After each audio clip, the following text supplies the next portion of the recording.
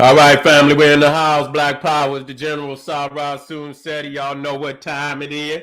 What up, Patah? What's going on, King? We're in the house. That's right, y'all already know what time it is. Very, very powerful. Matter of fact, let me go and plug my computer up because it's about to die. Did I even bring it in? God damn, let me plug my computer up. Damn, I done left my damn thing. I done left my thing.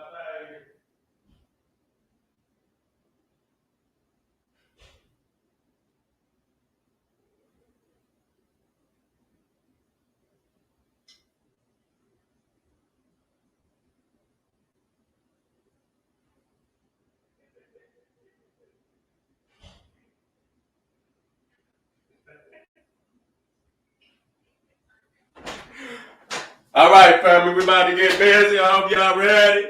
Let me plug my computer up. But y'all want to know the truth. Y'all see these fresh shirts right here? Y'all better bang on the beats. I know you like it. Go on over there to kingseti.com and get you one of them joints. Get you one of them joints, family. That's right. Got them for the queens, too. You understand what I'm saying? We got some more on the way. Got some more on the way. Some fresh ones, I guarantee you. I got, my son's an artist and he on it tonight. Straight up. Let me show you. Hold on.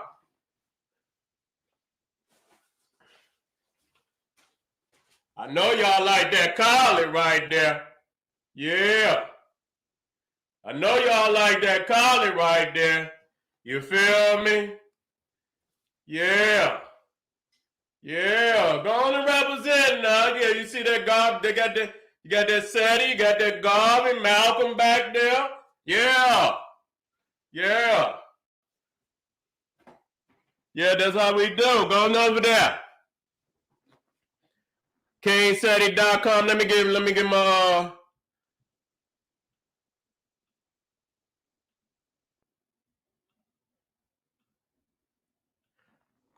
That's right. Here we go. kingseti.com online marketplace. Official General Sara Suten Seti DVDs, DVD lectures, t-shirts and hoodies, African and Kemetic jewelry, holistic tonics and remedies. We got incense and oils, and we even got home decor and accessories. You understand what I'm saying? When you're ready to tighten up that living room and dining room, you understand what I'm saying? We got some for the china cabinet and all. You understand? Some exquisite, you understand, home accessories for that living room and dining room, African and Kemetic, they're going to set it off. So you make sure you get on over there and check me out. Seti University of Ancient and Modern African Wisdom and Knowledge, Wisdom and Knowledge. You understand the complete General Sara Suten Seti website. You see what I'm saying? We got over 800 videos on that site. You know what I'm saying? Debates. We got Freemasonry, occult science, all world religions. We got highlights from over 50 cities, General Seti street battles, behind the scenes footage, video, and radio interviews. Man, I didn't just put so much on that site. It's ridiculous. But you know damn well, you know what I'm saying? When you're ready to get, that fire in you that you most definitely know you need, then you got to get over there because that's the ones that, the only place where you can put that kind of fire. You understand what I'm saying? The making of the white man, all of that is over there. Even the plague, all of that shit that cannot be put on any other platform, you have to go over there and you will see shit that'll blow your mind. So that's what I'm telling you about that particular generalseti.com. All the shit over there that'll blow your mind is on that site. So make sure you get over there. Now, my Patreon is that exclusive lecture hall. You understand? When you're looking for live streams, that's 2-3 steps above the ones you getting on YouTube. Like right now, my Patreon, I got exclusive live streams. I just dropped a co-origins of the COVID plague. You understand what I'm saying over them And I got a hot one coming up tomorrow. I don't have the flyer made, but I am going live tomorrow, and I'm going to put that fire on that motherfucker to let you know that that's where you want to be. You understand what I'm saying? Patreon, General Sara, Seti, and everybody know that Seti Live is lit. So you got to get your ass on over there and get lit, nigga. Make sure that you subscribe to all my YouTube pages, General Seti, Sara, Seti, and King Seti. Flat out. You understand? That's where I get all the elders, the master teachers, documentaries, lectures, and, you know, all the classic information. I know that you're going to want to study. You sick and tired of that bullshit on TV and this, that, and the third. So plug on in with the general, and I'm going to get you together. Flat out, and get a goddamn video a thumbs up. Like it because you love it, because it's land like that. Now, I just did Old Kingdom of Ancient Egypt. Okay, the pyramid builders, 1. But I did it over on the General Seti page. You understand what I'm saying? So I'm doing part 2 tonight on this, you know, Sara Seti page. And you understand, put that smoke over here. You see what I'm saying? And so, again, we're going to be looking at, you know, some of the greatest edifice, the greatest edifice that ever been created, and the development to show that the development happened within Africa, because many times you get all these crazy ass theories that somehow that, you know, some motherfucking aliens landed on the goddamn planet or some shit, you know, that an alien landed and gave, you know, motherfucking technology, this, that, and the third, which is a bunch of bullshit. You know what I'm saying? You know, anything to not give African people the credit for their own history. You understand what I'm saying? Nobody else got no crazy ass theories. No motherfucker came down and gave the Romans, none of the Greeks, none of the Hebrew, always the African, a motherfucking alien landed. Or some motherfucker from under the water and shit. A nigga in the center of the earth came up and gave African people, didn't even give, they did it. You understand? Anything to not give that black man and that black woman, the African man and woman, the credit for their own ancestral greatness. So we're gonna dispel this. And these are the teachings that was given to me by the Grand Master, Dr. Yosef Ben Yakanah. And so I don't have no problem, goddamn it, dropping it like it's hot tonight. All right, let's move forward.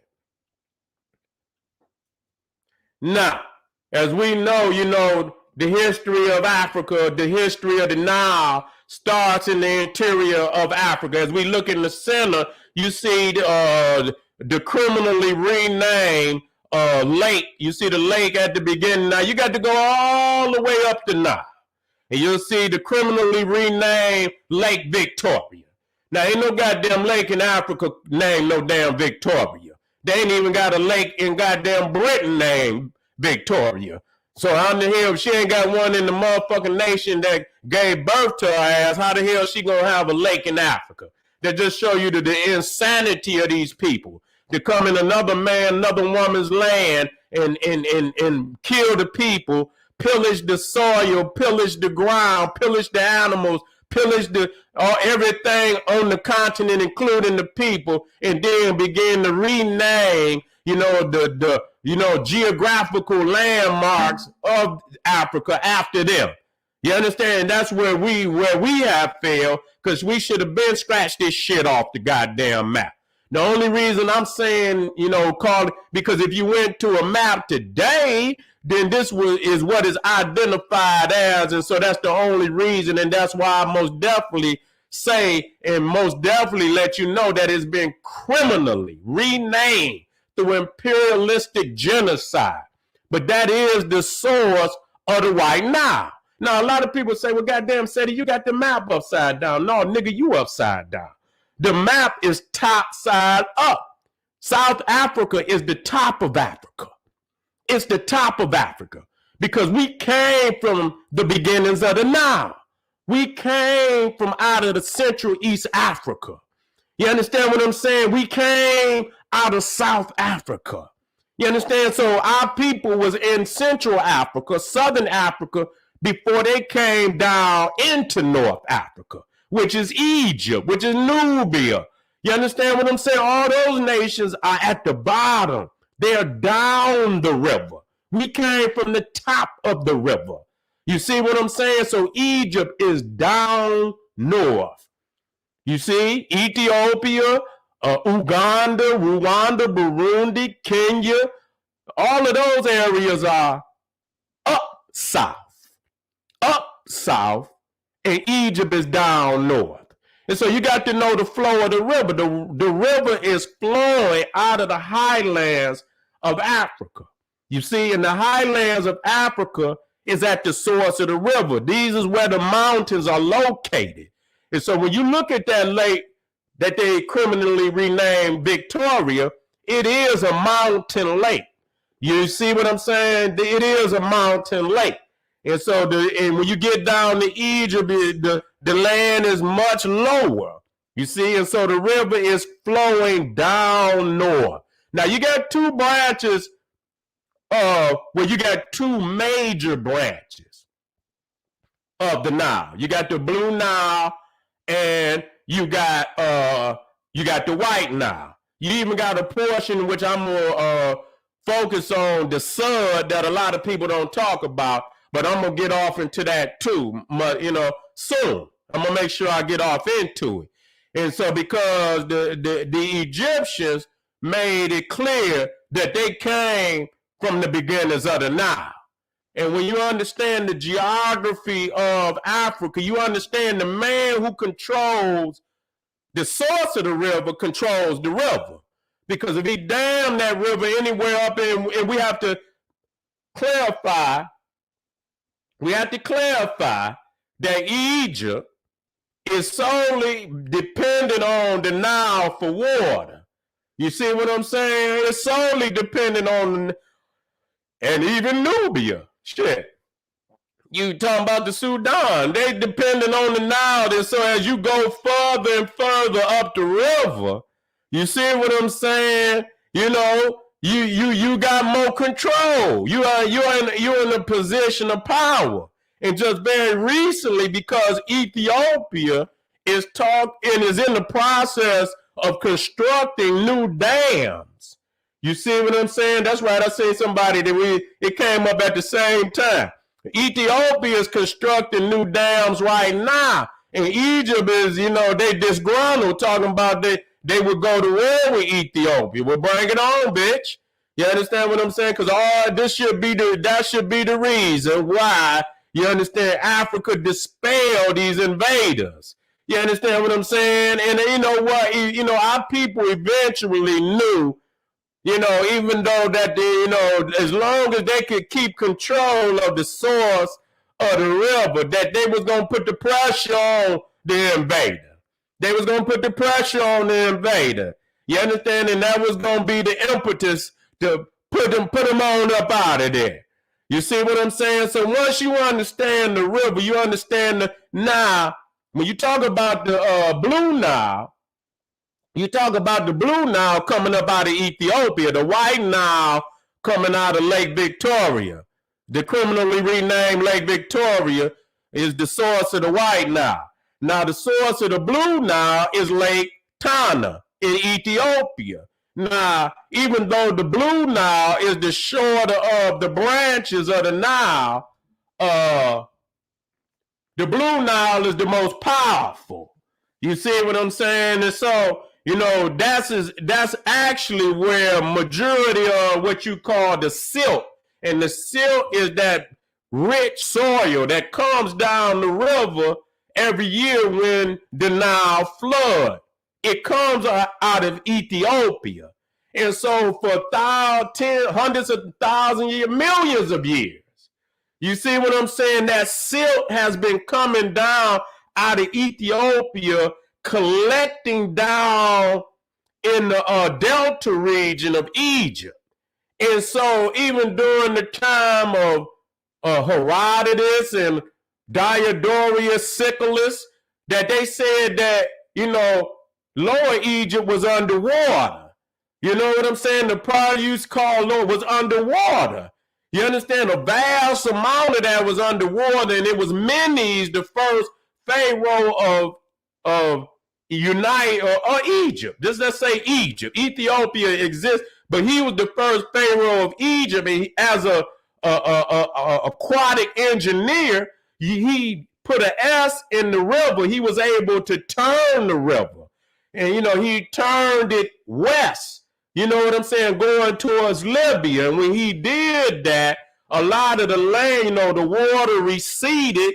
And upon the new land that appeared out of the water, he built the first capital of Egypt, Memphis. And so we have to be clear, just as Dr. Chancellor Williams teaches us, that there is no Egypt before Memphis. Memphis is the first capital of Egypt. Everything before that is Ethiopia.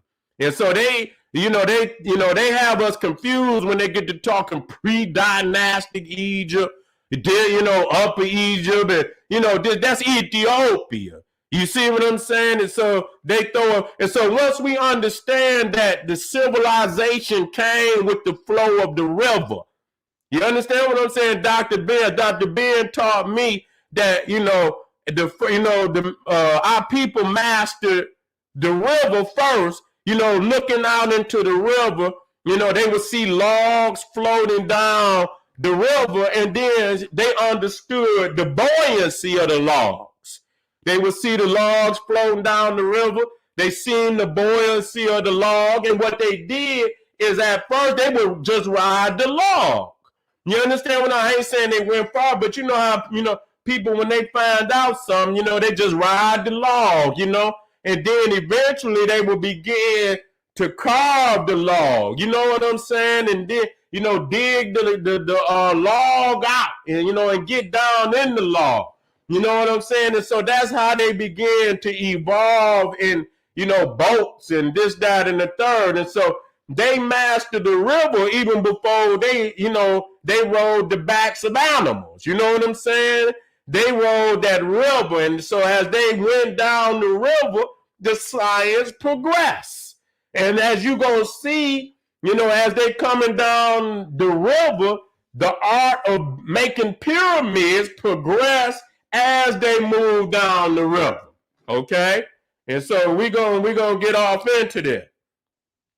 You're looking at some of the pyramid fields. You know what I'm saying? Hawara under Amenemhat the third, Lahul, Meidum. You had Lis, Dashur, Memphis, Saqqara, Absur, Giza. And so, a lot of people, they think that just, it's just the Great Pyramids of Giza, and that's not true. There's over 100 and close to 140 pyramids in Egypt. It's even more in Nubia. It's over 200 and I believe close to 30 pyramids in Nubia. You see what I'm saying? So collectively, it's almost 400 pyramids in the Nile. And so when you're talking about, which I'm going to show from Giza down to Napata in the Sudan, that's close to 1,300 miles. And so within 1,300 miles, you have various pyramid fields, temples. Nowhere in the world can you go in the BC period. I don't even understand how peoples is getting away with this bullshit. You understand what I'm saying? That shit, you can't go to India. You cannot go to so-called Mesopotamia. You cannot go. No, it ain't no fucking competition. You understand what I'm saying? And so as you see here, this got to clear up. You seeing number one, and I got these wrong right here. That's supposed to be 6. That's supposed to be 7. And that's supposed to be 8. 1, 2, 3, 4. Wait a minute. Maybe I was wrong. Wait a minute. 5. Nope. Let me get it right. 5, 6, 7.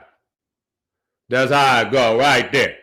You see what I'm saying? So you see the first one is the step pyramid of Zosha, built by the Grand Vizier, the Grand Master Architect Imhotep.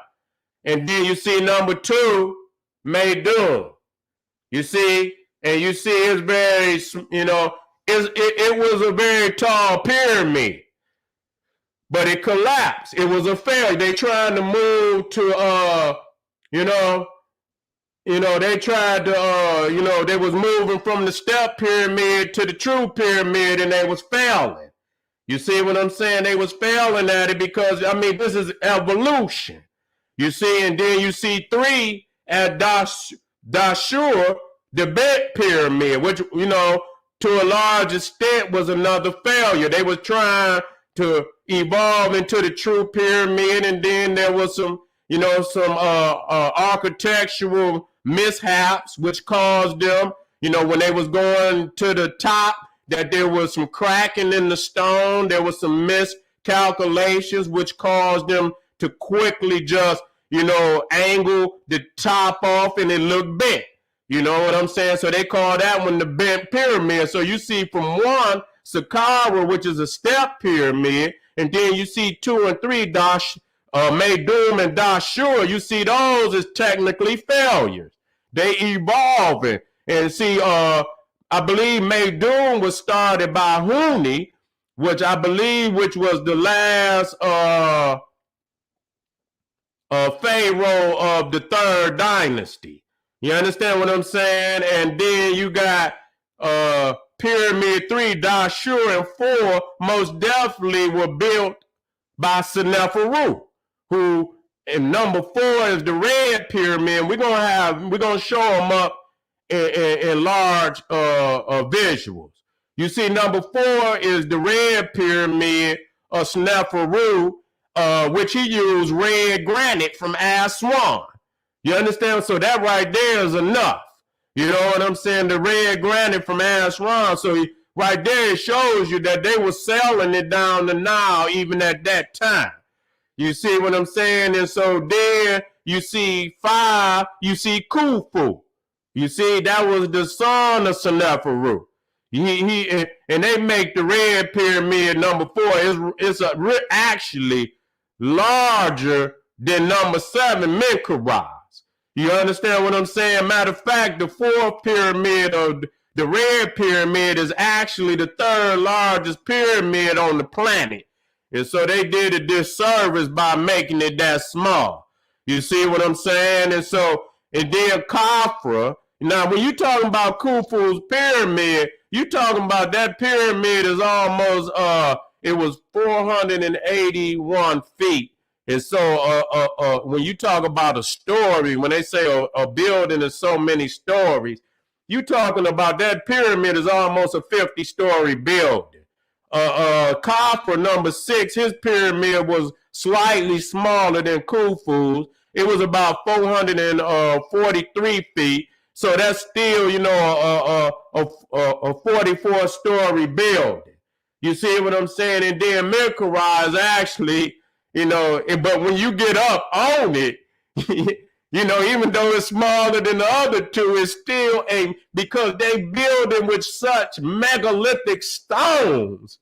You know what I'm saying? It's still a extremely massive building. You see what I'm saying? All of them are extremely massive. You're not going to get no. And so the thing is, what we got to understand is, as I taught on the last video, is that, by our people coming out the interior of Africa, in the highlands. See what I'm saying? A lot of those mountains were volcanoes. And because, those volcanoes is shrouded in mysticism. And so those volcanoes was looked at as the seats of God. And so people got to understand that the Great Pyramid Age was under the worship of the great god Ptah. I know Ptah out there in the house. That king out there in the house. We talking about you, Ptah. And so we understand that Ptah was the creator of the universe, and that he was the god of the ironsmiths and all metal workers and craftsmen. You see what I'm saying? And so that's why when you look at such gods like Vulcan and Hephaestus, who built the weaponry of the gods, and he did. And when you look at Thor, even in Thor, you see the dwarfs. If you watch that last one, Ragnarok, you see that the dwarf god built, constructed all the weaponry, the hammer of Thor, and all the weaponry of the gods. And so that was Ptah. A lot of people that have not seen Ptah depicted as a Twa, as what the white man called a pygmy. Him and Bess were Twa. And if you didn't see that set video, you need to go back and check it out, and you'll get that. And so the thing is, what we have to understand, our peoples was oriented to the south. You see what I'm saying? Because, the Nile flowed from heaven. This was in the sacred scriptures, that the Nile flowed down from heaven. You see what I'm saying? So the Milky Way is the highway, the sacred highway or river of Heru. You understand? You see New, and when you see how they our people design New, she's designed like the Milky Way. You see what I'm saying? And so Heru and Nu are technically the same goddess. Sometimes you see Nu with the stars in her body. Sometimes you'll see Heru. She also had the star, but she is the Milky Way. You see what I'm saying? And so once you understand, and then you see Orion's belt that's sacred to Osiris. Wait a minute, can you see the orientation down? Yeah, let me take that out just for a second so y'all can see the orientation. You see the orientation right there, south to north. So you see right there that the Milky Way, and we're looking south, looking towards the highlands, looking towards South Africa. See what I'm saying? This is the orientation of the heavens. You see, our people orientated themselves to the south. And in many of the teachings, it is spoken that the southern lands was the Tanetaru, or what? The lands of the gods and goddesses that they sailed down from heaven. And so we already know that Orion is sacred to Osiris, and Sirius is the star of our set. And so the pharaohs sailed back up the Nile into the Milky Way to be one with the Holy Mother and Father. You got to know that. And so understanding that the Milky Way is flowing down from heaven, then the mountains are also an extension of the heavens. So the mountains are considered to be seats of the deities. And so the pyramid, called the House of Ra, but it was constructed also under the worship of Ptah. And so Ptah also dwelled within the pyramid. You see what I'm saying? And we're going to get deeper even to show you that it's an edifice in honor of the black goddess, the African goddess, but that's another story. You understand? Just like they say on Tinga Tinga, they say that's another story for another time. You see what I'm saying? And so, let me come back. And so, you see here, you see the key, you see the volcanoes. And so this is what the pyramids, you understand? Because when they got down into Egypt, you're talking about the lowlands.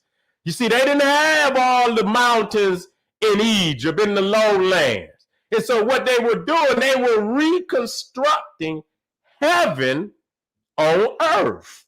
And you got to understand that. Egypt is the south, the Holy Land to the Egyptians was the south. And they were recreating the south, the Holy Land, in stone. That's why when you go up the river, you see the papyrus swamps and the lotus swamps. And so as you come in the temples, you look up and you see a lot of the papyrus and lotus columns. They in stone, though. You understand what I'm saying? And as you go deeper and deeper into the interior, the Holy of Holies, there you will find what they call the Ark. You understand what I'm saying? And it's actually a ship. If you go in Edfu and you look in the Holy of Holies or the Ark of Heru, you'll see the ship. You'll see the Ark, A-R-K, in the Holy of Holies. that represent the highlands. Because as you come into the temple, somebody got to teach you and show you. So if you get there, usually when you walk in, you understand what I'm saying? You flat, you surface with the with the earth. You know what I'm saying? But as you move up in the temple, you're gonna go upstairs. Each time you go up some steps in the temple, you're going into a more holier place in the temple. And usually when you go up in the temple, anytime, it's going to be reserved for a select few. And as you go deeper in the temple, it's going to be reserved for such a select few. It might only be the high priest or the Pharaoh. And so that represents going up in elevation into the interior of Africa. And the ark represents where the gods up in heaven sail down into Egypt. And they'll have rituals and ceremonies each year where they break it down. You know, the Opet festival was one of those beautiful festivals, you know, with Amen and Moot. You understand what I'm saying? They'll bring the arks and sell them up the river so Amen could be with his wife Moot. And they would celebrate African love and marriage all throughout ancient Egypt. And so here again, you see the pyramid, you see the volcano, you see the fire, the house of Ra. And another thing, which we got that, Ptah, is what they call in the Hindu, they call it the avatar. You understand? The avatar is the one who had mastered all the elements. You understand? He had mastered fire, earth, air, and water. And in the volcano, you will see all the elements of creation, which will show you earth, water, air, and fire. Let's do it. Now, you see, most volcanoes are surrounded by what? Water. Now, even in the ancient, go do your research. If those of us out there that didn't have a few studies, they say in ancient Egypt, the first thing that came into existence was what? The primeval mound. The primeval mound came up out of the primeval waters. Now, there's exoteric understanding of that.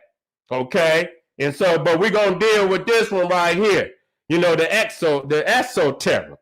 You understand what I'm saying? And so what you see right here, you see the mound, the volcano coming up out the water. You see what I'm saying? Now the thing is, as you see right here, when that fire come up, that's the fire. You're going to see that steam. You're going to see that steam, which represent air. You understand what I'm saying? You see that water, and when that molten lava cool off, that's how you create land. And so everything in the goddamn universe is either one or the other. Either it's fire, earth, or it's air, or it's water, whichever one it is. But it's one of them. You see what I'm saying? And you see right here the primeval mound rising up out of the primeval water. They call it the Ben stone. You see what I'm saying? You know what I'm saying?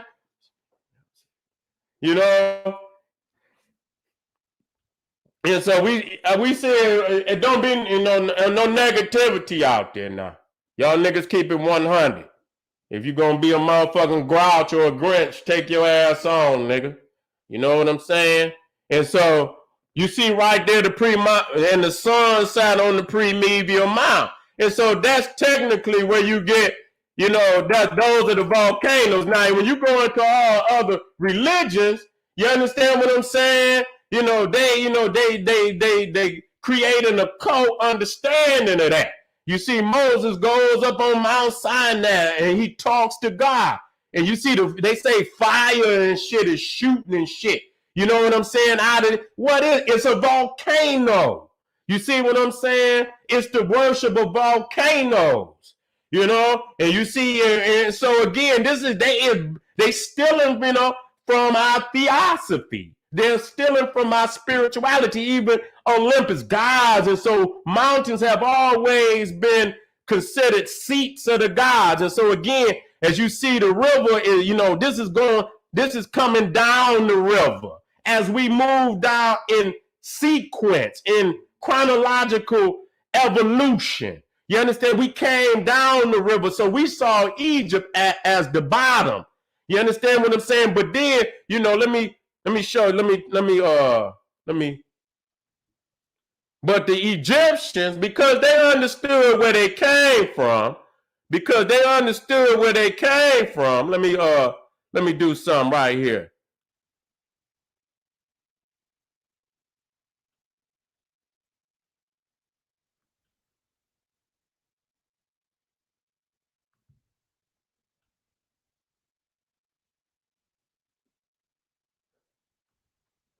You see, even because they knew where they came from, their sacredness was oriented back up the river. And so when you look up, you see that the Nile is an extension of the Milky Way, that the gods sailed down from the very beginning, sailed out of the heavens down the Nile. They came to show you they came down the Nile. And it was the gods of Africa, Southern Africa, that came into Egypt and constructed Egypt. Majority of the gods of ancient, especially, below the first Nomi of Memphis, all the other 22 were Nubian. And you see that the Nubian gods were the supreme gods of majority of them nomes or them counties in the what they call Upper Egypt, which is technically Ethiopia. You see? And so let's keep it moving. So right there you see that the Sahu, the spirit is, is astro projecting to the god, to the star Sirius, is oriented to the southern lands. You see what I'm saying? When you talk about Sirius, you're talking about Isis. You see what I'm saying? And so you see right there in all our spirituality. So now let's talk about the master gods. And so as they start and they begin to reconstruct heaven on earth, you understand, reconstructing the southern lands in the northern lands.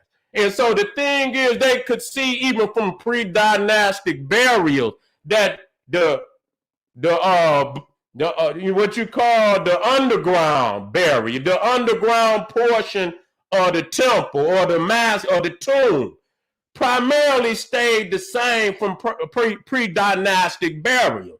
One of the major characteristics was the fetal position, which is truly African. You see what I'm saying? Because in the fetal position, why do you put a person in the fetal position? Because you're being, reborn into the afterlife. That means that they venerated the African woman. You was being placed back into the womb of the great goddess to be reborn. You see what I'm saying? Into the next life. You see? And so when you look at the pre-dynastic burial, even in the first dynasty, you're talking about these are extremely large burials. They're not pyramids, but these are very sophisticated burials. They are not beginning at all. These are very large tombs. And that even in the first dynasty, no kings of Greece, Rome, India, or no other land had a tomb as sophisticated as even the first dynasty pharaohs. That is very, very significant. It is very, very powerful. And it need to be thrown up in any motherfucking face that don't understand those facts. You see what I'm saying? So, when you see right here the evolution from pre-dynastic royal tombs of the first dynasty, which look very much like the Nubian tombs. That's how they knew that that the so-called dynastic Egyptians was Nubians, because the tombs was exactly alike. Ain't no goddamn doubt about it. And you know what I'm saying?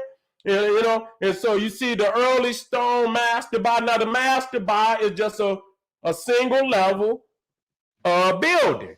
You understand? Now they would have tombs up under the mastaba. They would have all type of rooms full of all type of furniture, all type of vases, all type of jewelry, all type of statues, and anything a king or a queen would want to take with them into the afterlife. And so if you look at the top at the early stone mastaba, and then you look in the second row, you see the royal pyramid tomb. You can see that the intricate burial or the shaft where they lowered the sarcophagus down is technically the same. Now, if you look at the early step tomb and you look at the pyramids, and that technically that that lower tomb architectural development is the same. You see what I'm saying? Just on top, the pyramid evolved, the structure on top evolved, but the lower, the under the earth part of the tomb remained the same. You see? And so you see right here, the mastaba, they show you the shaft where they lower the sarcophagus down is the same as in the step pyramid. Now, the step pyramid started out as a mastaba, but then Imhotep continued to add on top of it and enlarge it. You see what I'm saying? Now in the Great Pyramid, the tomb, the chamber of the king is basically the same. Now since it is a much larger tomb, then of course it's a larger construction, but it's basically the same architectural design. So you see right here, this is the first dynasty, and it's a couple kings of the second dynasty. This is at Abydos. And so a lot of people talk about the tomb, the temple of Osiris that was constructed by Menma Seti the first, but they don't understand that outside right now, far from that temple was where the king, the cemetery of the first dynasty and the second dynasty. And so you got Narmer, Jet, Jir, Peribsen, Egypt, Marietnik, Den, Ka, Simmerket, even Kasakimwe is buried out there. So if you look down at this blueprint, and if you just look at number one, Aha, in the red, do you see how many rooms he had up under the earth? Now, you got to take it in mind that there would have been mastaba. So it wasn't just one mastaba. You might have one mastaba on each of them tombs. And so that's a tomb complex. There is no king nowhere on the planet Earth at no 3,100 BC that you can find. Nowhere on the planet Earth, no fucking civilization, they line like a motherfucker show up. I've been studying history all my motherfucking life. I debate any motherfucker from anywhere. There is nowhere on the planet where you can find at 3000 BC a cemetery with tombs this large that's still intact. We're not looking for them. Here they are. You see what I'm saying? Here they are right here, and you can go right to them and see. And you got to understand each one of them tombs was filled up with all type of, you know what I'm saying? All type of, artifacts and, precious furniture of high note and, where master craftsmen constructed these, these artifacts. And so right there, that's Narmer. Look at that tomb.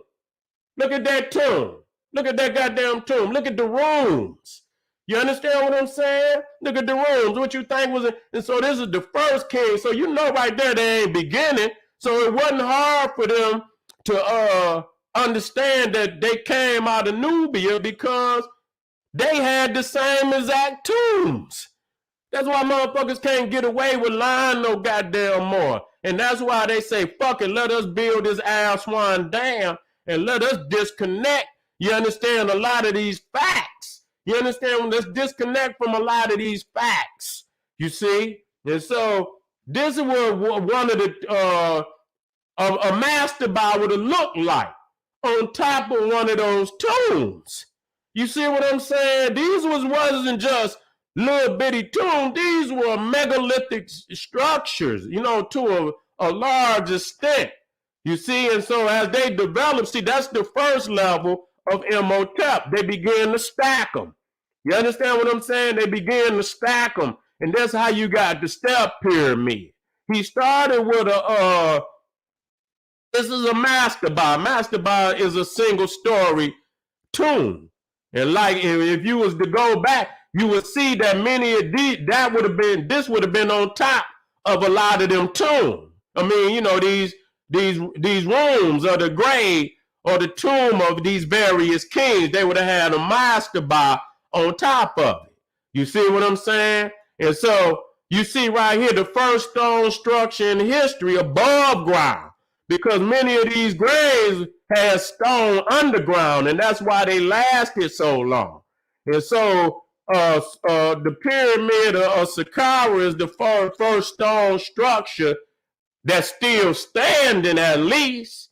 You understand what I'm saying? Now, I'm quite sure they used it, for some of them mastabas, I would proceed, but it's not standing. So as far as I'm, as they say, this is the oldest stone structure in human history. You understand? The pyramid of Saqqara was built by the Grand Master Architect Imhotep for the Suten Zolja 2668 to 2649. And you see right there, when you look inside of, you started with the mastaba, and you see the shaft going up under the mastaba. It's technically the same as as the pyramids got taller and taller. So you see the development. Ain't no goddamn aliens, and there's even other shit like the mason tie. You know what I'm saying? That they put in the blocks and shit. You know what I'm saying? The same damn, they're all over the planet. That's how they knew that the Africans had took this knowledge all over the planet, because there was just so many facts that people don't even talk about that just cannot be, wrote off as just, coincidence. And so you see right there, Seneferu. Now, they say that the pyramid of Meidum may have been started by Huni. You understand? I believe he was the last king of the third dynasty, and he didn't quite finish it. And I believe Sneferu tried to finish it, but the outer casing fell down. And so, I didn't put the Ben one gonna come in, but he is responsible for at least 2 pyramids, and he may have tried to finish the pyramid of Meidum. Now, if you look at the bottom, I'm going to show you a much bigger one. The red pyramid of the Suten Seneferu, the first true pyramid in world history. See, I'm going to show you the failures. This was one of the failures. I mean, this is evolution from the step pyramid. They're trying to fill it in, because a pyramid is smooth on all sides and come to a point. And so technically, this is a multi-level mastaba. It's not technically a pyramid in the truest sense. It's a multi-level mastaba. He started with one level, then he stacked it, but it's not a true pyramid. You see what I'm saying? And so, they trying to evolve, and so they having the failures. You see what I'm saying? They having the failures. And so at Meidum, you see, they trying to fill it in. They didn't quite get it down. And it collapsed on it. So all you see is basically the interior. You understand? But you do see that they trying to fill them steps in at the bottom. They trying to fill them steps in them and bring it up to the true pyramid. And so they try here with the bent pyramid. Now, this was Sneferu's really first pyramid before he built the red pyramid. He built this one, but again, through them, the calculations, when they got to this point, right before they had to just go on and cut it off, and just, it started cracking. And so, if they would have constructed this pyramid to the truest height, it probably would have been the 3rd largest pyramid on the planet. But because it started cracking up there, they had to just angle it, at an angle and try to finish it with less weight as possible so that it wouldn't fall in. And so that's why they call it the bent pyramid. But still, this is a megalithic building.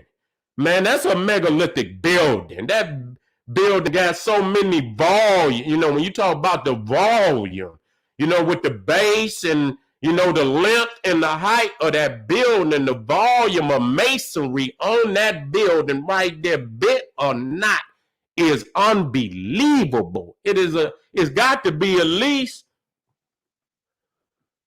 man, I had to go back and do the calculations. You know, next time I'm gonna have to calculate. The volume is 1 million. I don't know how they, you know, I don't know. They dealing with, I believe they dealing in tons. I believe they dealing in tons. No, I don't believe it's tons. But, you know, once I get the volume and I calculate it, and I was looking, it was at the top. You understand what I'm saying? It's at the top. And so you see right there, the red pyramid. This is where he learned, and he didn't take long to get on this one. Once he realized that that was an imperfect building, he jumped right on this one and he got it together. And so Sneferu built the world's first true pyramid in the, you know, the beginning of the fourth dynasty. He's the father of Khufu, and Khufu came right behind him. You know, and both of them, you know what I'm saying? This shit is unbelievable, man. Straight up. There's nowhere on this planet where you can go and see just and be in awe. You understand what I'm saying? People just think it's just, no, it's not just this one. But this is right here is the greatest megalith that probably ever gonna be constructed. I don't even see, you know, because it would take us, you know, a lot. We so far from that level of greatness now, and never, not saying we cannot get to it, but it will probably take us hundreds of thousands of years to get back to this point. You see, and then you see Khafra, he comes behind his father, 255, 58, 253 BC, and he comes behind his father. A lot of people think this is the taller pyramid, but it's not. Is actually built on a higher plateau, so it gives the illusion that it's higher. You understand? But you can look at that one and look at this one, and now this is Menkaure. Now this is the baby of the pyramid, but it ain't no baby, because on this pyramid, and I'm doing a video where I'm, you know, they did have gold tips. They had white limestone outer casing. So a lot of this is not in its original form. It had white limestone outer casing, and it had gold tips. And you know, you could see these pyramids because of the white limestone. When the sun shine on them, you could see the glare of these pyramids from hundreds of miles in the desert. You understand what I'm saying? You can see these pyramids from hundreds of miles in the desert. These was the lighthouses of Africa. You see? Now, these pyramids right there, this is the pyramid of Amenemhat the third. Now, he was the last great pyramid builder. Now, even though I believe Amenemhat was in the 13th dynasty. He was in the 13th dynasty, but technically, this pyramid right here is larger than Menkaure. You see what I'm saying? I actually got to this one. This is called the Black Pyramid, and it was at Dashur. I saw this one. You see what I'm saying? I didn't get a chance to see this one at Harara, but I did get a chance to see the Black Pyramid. And so technically, the 13th dynasty, even though they built pyramids up into the Nubians, this was the last serious megalithic pyramid. You know what I'm saying? This was a very big pyramid right here when it was constructed. So now this right here, I have to bring this up, and I'm gonna be in and I'm gonna be out. You understand what I'm saying? How much time I got? I'm already out of hour. And so I got another one coming up. Now these are timeline of the world's largest freestanding structures. Now that shit at the top don't even count. That Beckley, Tepe, and all that shit, Tower, Jericho, Anu, ziggurat. I should have cut. As a matter of fact, I'm gonna cut it off. Ain't none of that shit worth of nothing. You ain't even got to start with that shit. You know what I'm saying? If you got any timeline and they talking about, the only reason I left it up there because it said free stat. Matter of fact, what I'm gonna do? This is what I'm gonna do. Let me cut this shit off. I'm gonna copy it, paste it. Let me just take that shit off. And because I'm doing the next one, where I'm going to be dealing with who had the largest quarried stones, and not only quarried and moved them. You understand what I'm saying? It's crazy the level of sophistication that our family had. So when you talk about timeline of world's tallest freestanding structures, you got Zosia and you understand what I'm saying? Maydoom, they got the bent pyramid, and I believe do they have the years? Oh yeah, it do. I believe those how many years it remained. No, there you go. There you go. I see it. It also show you how long it remained the largest building in the world. So Zosia, that pyramid, step pyramid, for 40 years was the tallest freestanding building in the world. Then Maydoom came, it was the tallest for 5 years. Then the bent pyramid came, it was the tallest for 5 years. And the bent pyramid and the red pyramid is actually the same height.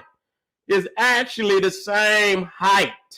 You see what I'm saying? And so the red pyramid remained the tallest building for now, when it says freestanding, and I like to bring this up because a lot of motherfuckers always claiming that some of these fake ass buildings around the world are pyramid, and they try to compare them to ancient Egypt. And even though I love our African Olmec civilization and I venerate it.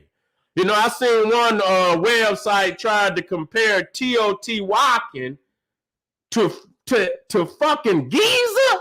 I say, man, y'all got to be, man, you talking about the volume of stone, and it's not a freestanding building. If you got anything up under the masonry helping to hold it up, it's not a freestanding structure. That's why you don't see them on this list. See, we got to separate, and you have to know that engineering, those engineering facts, that masonry facts.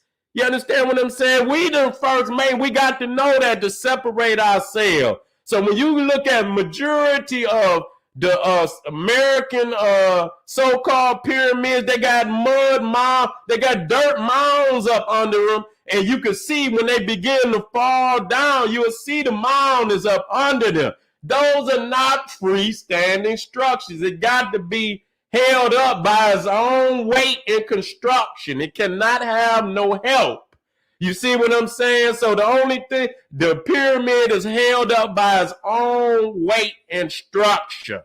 You see what I'm saying? You got to clarify that. And plus the stones. Man, my God. I mean, our people was moving blocks of stone, and we ain't talking about one block. Man, we talking about statues that weigh 1,000 tons. And I say, damn, this one statue at the Ramesseum, considered to be the heaviest statue ever constructed by Ramesses. 1,000 tons, and they sailed it something like 200 miles, 300 miles. How do you sail stone 1,000 tons? You understand what I'm saying? You understand how do you sail? No, and they did it in so, so many times in various architecture. No other people ever done that. So that's why when you talk about the Olmec head, 50 tons, that's nothing to the Africans, but you must not, you got to have two superior skills. You got to first know how to carve stone, tons of stone, and then you got to know how to move it, because you got to quarry it. You cutting it out the mountains, then you carving it, then you selling it. You got to get it to the water from the mountains, then you got to get it off the boat and get it to where you want to, you gonna place it. So you know what I'm saying? That's a people that had been mastering that skill for thousands of years. That's nobody that just got started. So when you look at all the skills that was needed for the Olmecs to do that, the only people on the planet, and even over there in Peru, and you look at them stones and them big stones over there, they look at the mason marks on them motherfuckers. You understand? That connect them damn blocks. You understand what I'm saying? There are mason marks where, and they put metal down in there to lock the goddamn the blocks together so they don't come apart. You know what I'm saying? Even earthquakes, they won't come. It's the same fucking mason mark that you see in Ethiopia and Egypt. You understand? Ain't no getting away with it. You understand what I'm saying? So I'm gonna be showing our people that very, very soon in these upcoming videos. So y'all just got to be, y'all got to stay ready, because I'm getting ready to do some heavy teaching. And so I'm gonna stop, when I get down here, the Great Pyramid of Giza.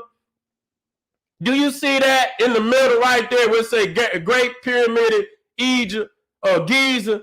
It remained the largest freestanding structure on the planet for damn near 4,000 years.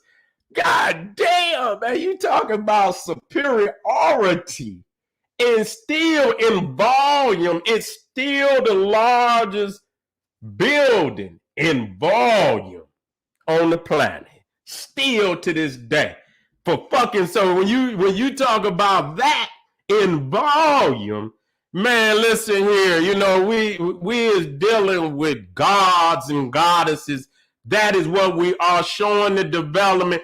And again, I'm gonna end with this. And so, family, they say, well, how did they move from the mastaba to the pyramid so quickly? Because again, see, they was duplicating the upper lands, you understand, in the lower lands. And so in the lower lands, they didn't have the mountains. They didn't have that granite. And so they did a lot of cutting to bring it down. But see, up the river, what they would do would just carve directly into the mountains. So even when you talk about the Valley of the Kings, what it is that they removing the rock. You hear what I'm saying? They removing it. They not bringing blocks in. It's almost the reverse of the technology. You see what I'm saying? So they were just like Abu Simbel. Abu Simbel is carved into the mountain. They didn't have to bring rock. They carved the mountain down. You understand what I'm saying? Even at Hatshepsut's temple, you see the backdrop is right there. It's in the mountain. Mentuhotep, the second temple, was right next to Hatshepsut. It's in the mountain. When you look at Bella and the 13 churches he built up in Ethiopia, it's in the mountain. You see many of the, in Ethiopia, a lot of the sacred temples is in the mountain. So what they did, they carved the mountain, and so it was removal. If you look at Lalibela, that is called vertical construction, where you cut down and remove. You see what I'm saying? And so they knew how they were highly developed in architecture. It was the fact is now they reversing it where a lot of it was being cut. You understand what I'm saying? Now they designing it and they selling it down, and now they putting it together, reverse technology. And I'm gonna show y'all that. But they were already masterful in constructing tombs in the mountain, and they didn't have to cut and bring blocks because they just cut straight into the mountains. And so I'm gonna show, and I'm gonna show you how they took that technology into India, and they were the ones that put a lot of them stone pyramid temples over there. We gonna talk about it. So family, thank y'all for being in the house. Just the general, this is a series. I can't wait to get on the next one. And when you ask that question, and I already know, I'm gonna show you. I'm gonna show you. You're gonna say, okay, I see what the general talking about. Just go look at the Valley of the Kings, and you see how they cut down and went down it. That was the first architecture that they had. They would just built their tombs inside of the mountains. All right, family. This is the General Sara Seti saying, hey, get on over there to kingseti.com online marketplace. I got a sale going on right now. I'm going to go in there. You don't even need the code. I'm going to have it where when you go in there and check, it don't matter what you spend. You understand? I'm looking out for the family. 15% off. You feel me? Whatever you buy, you get 50. And you don't need the code because I'm going to put it in there. When you automatically check out, it's going to deduct that 15% off. Get what you want. You understand what I'm saying? Get what you want and enjoy, enjoy it. Make sure you get on over there to Kings, GeneralSeti.com, my Patreon, General Sara Seti. And family, you know what I'm saying? Respect. Appreciate you, being here for the teaching. And I got a lot more to come. You believe me, we're going to grow together. You understand what I'm saying? And get on over there to General Seti and check that Jesuit joint out. Make sure you do that. Get over there and check that Jesuit shit out, and then use your African mind to put 2 and 2 together. All right, this is the General Sara Seti saying, hey, arm yourself with knowledge, bang on that wicked ass beast daily, liberation through African education and confrontation. Black Power.